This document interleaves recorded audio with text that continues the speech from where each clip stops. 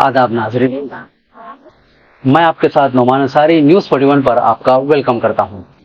आज अमेरिका की तारीख में एक बड़ा दिन है क्योंकि यहां प्रेसिडेंट इलेक्शन जोरों पर है। लेकिन इसी बीच एक बड़ी खबर आई है कि रियासत इजराइल के हमेशा हिमायत करने वाले एक्स अमेरिकी प्रेसिडेंट पर पेंसिल्वानिया में एक इंतखाबी रैली के दौरान हमला किया गया है। अमेरिकी सीक्रेट सर्विस एजेंसी ने ट्रंप को फौरी तौर पर स्टेज से हटाकर उन्हें कवर कर लिया। इस दौरान सिक्योरिटी ऑफिसर्स ने एक सस्पेक्ट हमलावर को हलाक कर दिया।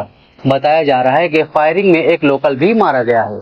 खबर यह भी है कि हमलावर ने कई राउंड फायर किए थे जिसमें ट्रंप बाल बच गए। फायरिंग के वाक़े के बाद ट्रंप के चेहरे और सीधे कान पर खून के निशानात देखे जा सकते हैं। हमले के दौरान ट्रंप के सपोर्टर्स भड़क उठे।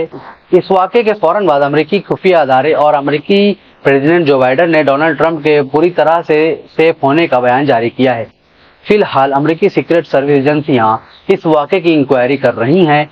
ये वाक़या शाम को पेंसिल्वानिया में एक इंतखाबी रैली के दौरान पेश आया है।